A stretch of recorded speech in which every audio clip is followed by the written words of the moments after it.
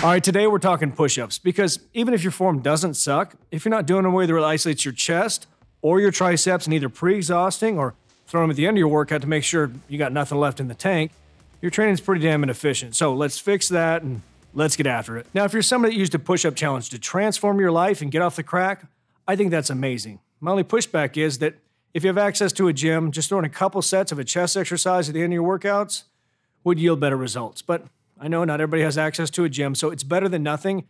And while I didn't plan on making this a how-to for beginners, a recent case study that was done by myself walking around the gym judging people harshly found that more than half the people suck at doing push-ups. So let's go over some things to look out for before we start to perfect them. The first one I'm sure you've seen before. It's when those elbows are too high, about 90 degrees, and you end up hitting anterior delts more than anything else. Now, this is an easy fix. Either your hands are too high, so you just walk those down, or you bring those elbows down to 45 degrees. The second one I'd argue is even more common, but it's tougher to identify. But once you see it, it can't be unseen because for whatever reason, people turn this tricep or chest exercise into one for their traps. I don't know if they're afraid of falling that 1 foot, but they end up bracing like hell, engaging that upper back, and once it's in there, there's no getting it out. So the fix there is elongating that neck, tucking that chin, and pulling those shoulders back and down.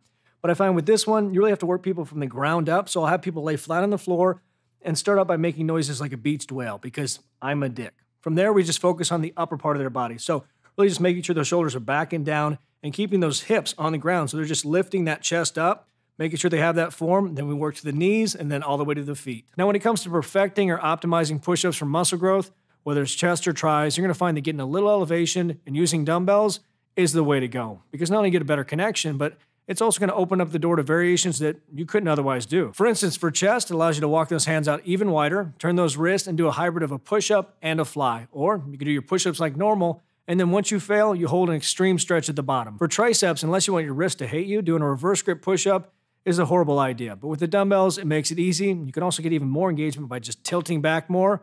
Also allows you to do one of those rope extension push-up variation things that are fucking impossible. So how should you do them?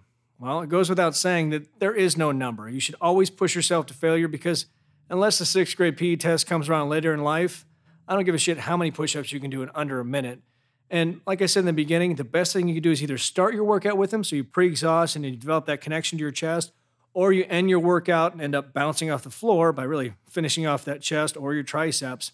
And I also find that really slowing it down is the best thing you can do. Just make sure you're flexing that chest and not just repping them out, really engaging and tearing up those fibers as much as possible. Also, one more tip for somebody who's never really connected with or got results from push-ups. And you can do this targeting either, but let's use triceps for this example. You can do a push-up like they do in CrossFit, except we're not assholes. You can go all the way down, take tension off, and then flex that tricep as hard as you can, which is gonna start the contraction again. It's just gonna get you in the habit of actually engaging that tricep and make sure it's dominating the movement.